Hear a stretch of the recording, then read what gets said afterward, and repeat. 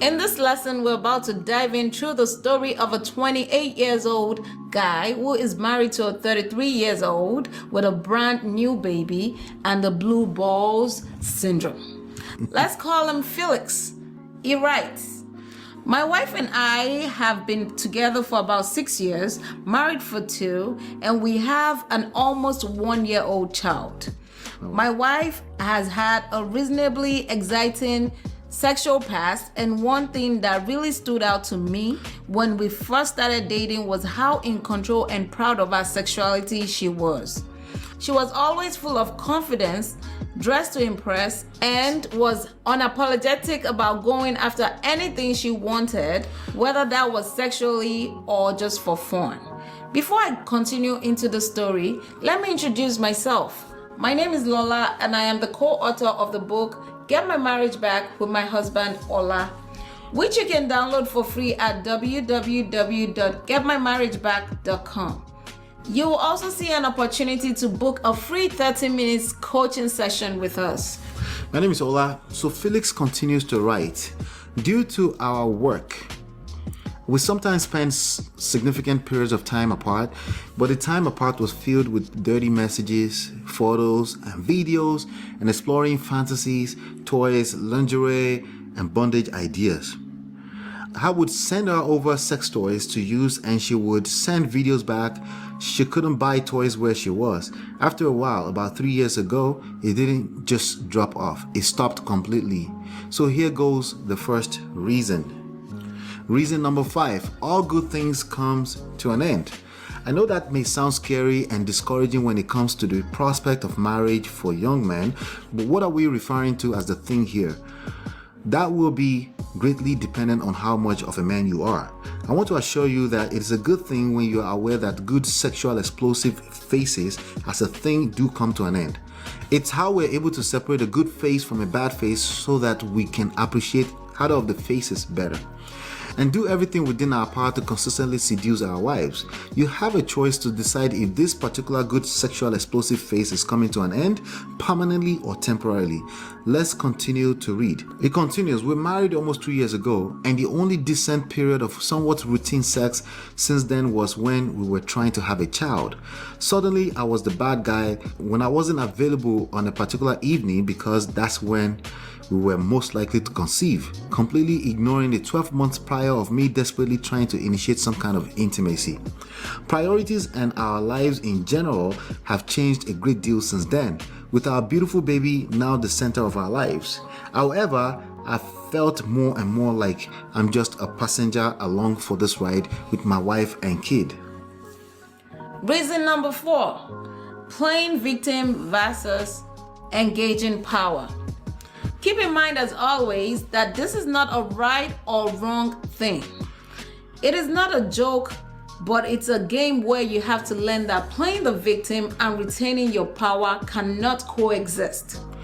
You have your lady who is also nurturing your own brand new baby, and somehow you're a victim?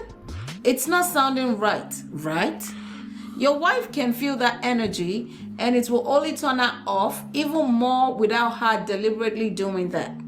I want you to become self-aware and clear about that while responding to this crisis. Let's continue to read. It continues, "We haven't had sex properly in over 18 months. My wife occasionally makes snide remarks at me when after periods of trying to initiate some kind of intimacy. I give up and stay up later to have some time to myself. She makes me feel like a creep in my own house, and I just feel like shit, and my anxieties start to tick up." Reason number 3, giving up. By your own words, you give up while attempting to initiate sex. You can at least agree that there is nothing sexy about giving up, and more especially the vibes and energy that accompanies that, right? Instead of giving up and continue to play the victim, I want you to leverage this moment of your life and marriage to engage your personal life mission and purpose first. This may be something about your ambitions, career, or some charity work that makes you feel fulfilled as a person. It will leave you little to no room to keep feeling sorry for yourself while you are simultaneously giving your relationship some breathing room. Now, I want you to keep initiating sex, but by practicing 3 steps forward and 2 steps backward. There's nothing sexier than a man whose wife feels safe enough to say, "Not today, babe," while still trusting that he will be confident enough to initiate at some point. That will even leave her some sense of obligation at the back of her mind, and she may initiate before the next time you initiate. If she doesn't, you decided to make that a non-big deal, engaging and retaining your masculine core and power, and try later. She will naturally overcompensate for your patience later in the form of hot sex when she is ready to receive you back to back. In this next lesson, I will review how this works in detail, so be sure to like and subscribe for your best chances of getting notified when that video goes live. Let's continue to read. He continues, "We've tried to slowly reinitiate things, particularly when I'm away from work. We've tried to send a few exciting spontaneous messages here and there. We've started using an app where you essentially match fetishes or sexual ideas with your partner, i.e. only notified if they like the same thing as you. It's pretty cool. At one point, she even bought a new toy while I was away and kind of awkwardly apologized that it was a toy just for her and wouldn't really be all that fun to use together. I was stoked and said she never needs to apologize for that. I thought this might have been the catalyst we needed. Fast forward the entire 2 months we were apart and she hadn't used it once." Reason number 2, we don't seduce. There is so much we this and we that, and it leaves me to wonder who is the seducer in this equation if what you want is more sex. If you compete in feminine energy with your lady, it kills sexual polarity. What you're suffering from is partly low libido due to childbirth, causing lower attraction in your marriage, which is temporary. This is not abnormal. We've been through the same thing. It's a process to get out of the limbo, but it can be a faster process when you engage your seduction power, which starts way before the bedroom. Seduce more, initiate less, and watch better sex come back into your marriage. Let's continue to read. It continues.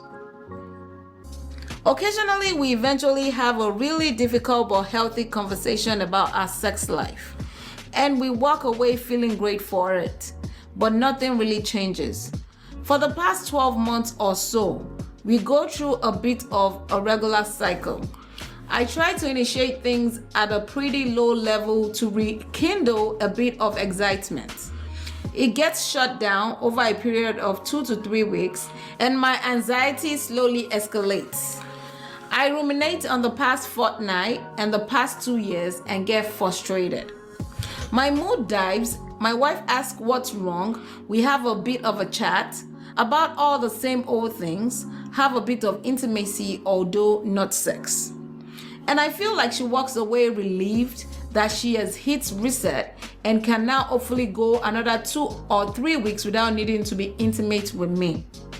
Reason number 1, you talk her out of wanting sex. As you've probably realized, the more you talk about this, the less sex you are having. By now, you are just predictable. The mood patterns and swings are probably predictable as fuck. Talking so much in the name of conversations in an attempt to increase intimacy is feminine energy. When she's asking you what's wrong, she wasn't faking it. It's a way for her to protect your household when it seems like you are falling apart as the masculine core in the relationship. While that's very nice of her, it's killing sexual polarity even further. So that's not where you want your lady. You want her to be able to count on you even in the midst of this crisis, and that's part of the process of seducing her back into crazy intimate sessions. Rejection breeds obsession, so you're not abnormal, but this is how to rise above the norm as opposed to using blame, guilt, condemnation, and judgment to make matters worse.